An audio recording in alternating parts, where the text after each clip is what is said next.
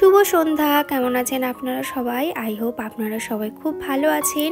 আমিও খুব ভালো আছি। দুপুরবেলা ঘুমিয়ে পড়েছিলাম আর এখন উঠেছি। এখন বাজে বিকেল ওই 5:30 মতন। তোমরা অনেকেই আমার কাছে জিজ্ঞাসা করেছিলে যে আমি কি ফেস ওয়াশ ইউজ করি। তো আমি অ্যারোমা ম্যাজিকের নিম অ্যান্ড লেমন যে ফেস ওয়াশটা আছে না, ওটা ইউজ করি। ভীষণ ভালো, জানেন তো। মুখটাকে যেমন ব্রাইট করবে, সাথে সাথে তোমার ব্রনের দাগ বলো সেটাকেও কিন্তু আস্তে আস্তে হাইড করবে। তারপরে আমি না এখানে আরবান বোটানিকের ফেস সিরামটাও ইউজ করি ফেস ওয়াশ করার পরে। এটাও ভীষণ ভালো, আর এটাও না তোমার মুখটাকে ব্রাইট করতে সাহায্য করে। তোমার যদি মুখে কোনো ট্যান ভাব থাকে, রোদে পোড়া ভাব থাকে, তো সেইগুলোকেও কিন্তু আস্তে আস্তে লাইট করতে শুরু করে দেয়। তো সন্ধ্যের টাইমটাতে আমি মাঝে মধ্যে একটু স্কিন কেয়ার করি, তা না হলে দুপুরের পরে করি। দুপুরের পরে আমার না খুব একটা করা হয় না, মামাকে ঘুম পাড়াতে হয়। তো তারপরে দেখো চলে আসলাম একটু কফি করতে। শীতের সন্ধ্যা বলে কথা, একটু কফি না হলে চলে। তো এখানে আমি একটু কফি বানিয়ে নিলাম। আর আজকে না শুধু আমার জন্য আর শাশুড়ি মায়ের জন্য না, আজকে না বাড়ির সবার জন্য কফি করেছি।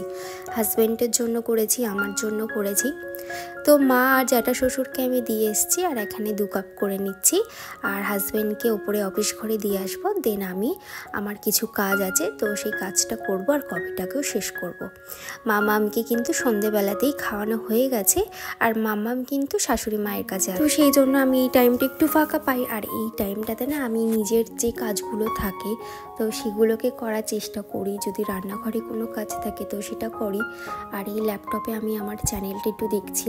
তারপর জ্যাঠা শ্বশুরের ঘর থেকে, শাশুড়ি মায়ের ঘর থেকে সমস্ত কাপ প্লেট নিয়ে এসে এখন আমি মেজে রেখে দিচ্ছি। কারণ এইগুলো না আবার সেই রাতে রান্নার পরে মাজতে বিরক্তি লাগবে, তাই যতটুকু বাসন পড়ে আমি ততটুকুই ক্লিন করে নেওয়ার চেষ্টা করি। নুনটা শেষ হয়ে গেছে, আর নুনের কোটোটাও দেখো একটু তেল চিটে ভাব চলে এসেছে, তাই ভাবলাম একটুকে মেজে নিয়ে তারপরে এটাকে ভালো করে মুছে নিয়ে লবণটাকে ঢালবো। তাহলে কিন্তু বেশ ভালো লাগে, আর কাজের প্রতি কিন্তু একটা এনার্জি আসে এইভাবে কাজ করলে। তো দেখো আমি কি সুন্দর করে নুনটা ঢেলেও নিয়েছি, আর কোটোটা কিন্তু বেশ ভালো পরিষ্কার হয়েছে। আজ রাতে ডিনারের জন্য করব চিকেন দিয়ে ঘুগনি। অনেক দিন পরে না চিকেন দিয়ে ঘুগনি খাবো। শীতের সন্ধ্যায় বলো আর রাতেই বলো, একটু গরম গরম কিছু খেলে না ভীষণ ভালো লাগে। আর গরম গরম তরকারি শীতকালে যেন বেশি ভালো, কারণ ঠান্ডা হয়ে গেলে যেন আর ভালো লাগে না সেই জিনিসটা খেতে। তো ওখানে আমার পেঁয়াজটা কাটা হয়ে গেছে, আর এখানে জ্যোতি আলুগুলো কেটে নিচ্ছি। বাজারে একদমই চন্দ্রমুখী আলু নেই, সব জ্যোতি আলু আর নয় নতুন আলু। আর নতুন আলু আমার হাজব্যান্ড একদমই খেতে চায় না, তো সেই জন্য ছোট ছোট আলুই নিয়ে এসেছি। আর এখানে একটা টমেটো কেটে নিলাম। আর শাশুড়ি মা বলছে রাতে রুটি করার জন্য। ঘুগনি দিয়ে স্বাভাবিক আমি ভেবেছিলাম লুচি করব, তো শাশুড়ি মা বলছে যে রুটি করার জন্য, তো রুটিও করতে হবে। তা ভাবলাম আগে ঘুগনিটা করে নিই, তারপরে রুটিটা করব। গরম গরম রুটি করব আর সবাইকে দিয়ে দেব। আর এখানে আমি কড়াইয়ের ভিতরে তেল দিয়েছি, শুকনো লঙ্কা, জিরে আর তেজপাতা ফোড়ন দিয়েছি। দেওয়ার পরে পেঁয়াজটাকে দিয়ে দিলাম। এবার একটু ভালো করে ভাজার পরে রসুনও দিয়ে দিয়েছি, তারপরে টমেটোটা দিয়ে দিলাম। টমেটোর ওপরে লবণ দিয়ে সবসময় ঢেকে দেওয়ার চেষ্টা করবে, তাহলে কিন্তু অনেক তাড়াতাড়ি টমেটোটা গলে যাবে। আর এর ভিতরে আমি দিয়ে দিলাম জিরে, আদা, শুকনো লঙ্কা পেস্ট। এবার একটু নাড়িয়ে চাড়িয়ে ঢেকে দেবো। 2 থেকে 3 মিনিট ঢাকা থাকবে, তারপরে ঢাকনা খুলে আবার একবার নাড়িয়ে নেব। দেখো কত ভালোভাবে কিন্তু তেলটাও ছেড়ে দিয়েছে আর টমেটোটাও গলে গেছে। এর মধ্যে দিয়ে দেবো আমি কুচিয়ে রাখা মাংসগুলো। এবার মাংসটাকে অনেকক্ষণ ধরে কিন্তু কষাতে হবে, যেমন মাংস কষায়, তো সেইভাবে কিন্তু মাংসটা অনেকক্ষণ ধরে ঢেকে ঢেকে কষাতে হবে, তা না হলে কিন্তু একদমই গলবে না মাংসটা। তো এর ভিতর আমি হলুদ দিয়ে দিলাম। তারপরে অনেকক্ষণ কষানোর পরে যখন তেল ছেড়ে দিয়েছে তখন একটু জল দিয়ে দিলাম। এই জলটা যতক্ষণ না শুকোয় ততক্ষণ কিন্তু নাড়তেই হবে।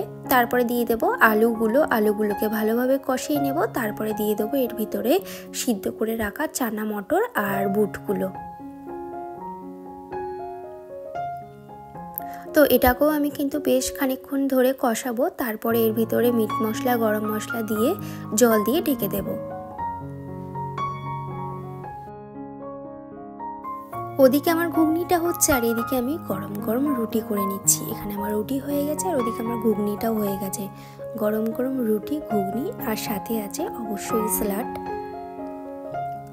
তো আমি কড়া থেকে একেবারে ঘুগনিটা তুলে নিয়েছি, আর এদিকে গরম গরম রুটিটাও করে নিয়েছি।